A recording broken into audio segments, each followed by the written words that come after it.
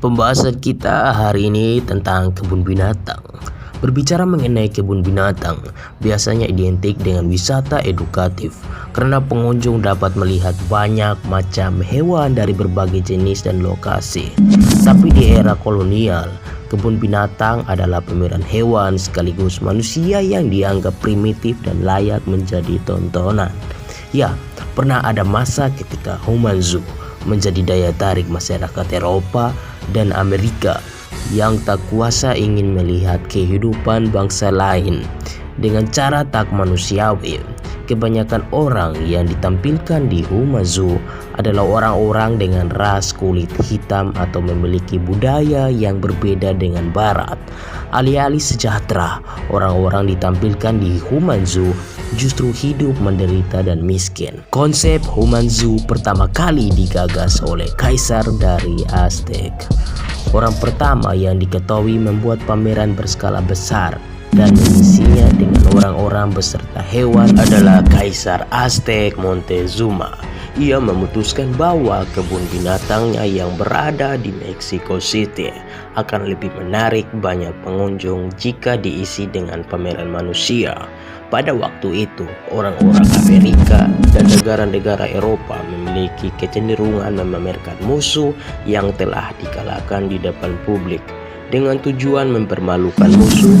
Tetapi Montezuma lebih tertarik pada anomali genetik dan orang yang memiliki keunikan. Biasanya Montezuma menampung albino, orang Caucasus, hingga orang-orang kerdil di kebun binatangnya. Columbus menculik penduduk asli Amerika untuk diarak keliling Eropa. Yap, Columbus was not nice guy. Sejak Columbus menduduki Amerika, penduduk asli Amerika alias suku Indian disingkirkan atau disiksa secara tidak manusiawi. Saat Columbus menjelajahi pulau-pulau kecil di Amerika, dia menemukan banyak emas. Bukan hanya melakukan banyak ekspedisi untuk mencuri emas, Columbus juga menculik para penduduk asli dan membawanya ke Eropa untuk diarak berkeliling dan ditampilkan. Memang Columbus tidak menampilkannya dalam sebuah kebun binatang manusia, namun konsep ini sama kejinya dengan kebun binatang manusia. Amerika membawa suku Igorot setelah menang perang melawan Filipina. Salah satu pameran paling populer adalah suku Igorot. Setelah perang antara Amerika Serikat dan Filipina, Amerika Serikat yang menang memutuskan bahwa mereka akan mempermalukan musuh dengan membawa dan menampilkan mereka di depan umum. Pertunjukan yang dimulai pada tahun 1905 ini akhirnya berhenti pada tahun 1914 akibat protes dari pemerintah Filipina. Perempuan Afrika dengan steatopygia ditampilkan di Human Zoo Eropa.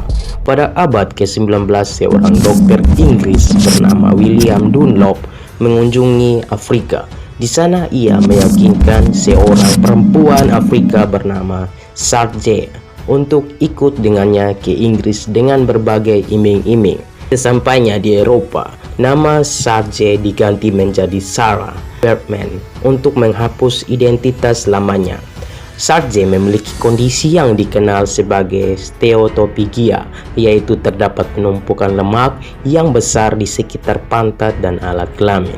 Sarje kemudian ditampilkan di seluruh Eropa, kadang-kadang sampai 11 jam sehari dan kebanyakan dalam keadaan telanjang, agar pengunjung bisa melihat fisiknya yang berbeda. Setelah meninggal akibat menderita cacar, tubuh perempuan malang itu dibedah. Kemudian tengkorak dan beberapa bagian lain tubuhnya diambil dan dijadikan koleksi. Brussels World Fair dan berakhirnya era Human Zoo. Hingga pertengahan abad ke-20, praktek kebun binatang manusia masih terus ada. Pada tahun 1958, Brussels World Fair di Belgia menampilkan suatu pertunjukan tentang desa Kongo. Tapi pada tahun tersebut, minat pada kebun binatang manusia telah memudar dengan munculnya film, karena orang-orang dapat memuaskan rasa penasaran mereka akan negeri asing melalui televisi. Fayal gagasan tentang kebun binatang manusia menjadi dianggap tidak menyenangkan lagi bagi sebagian orang dan telah dilarang di sebagian besar negara. Tapi kabar buruknya, sebanyak 297 orang Kongo asli tewas dalam Brussels Wildfire.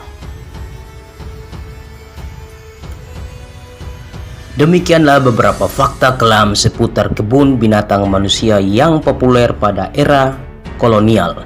Yang sudah singgah, jangan lupa subscribe untuk mendapatkan fakta mengerikan lainnya. Terima kasih.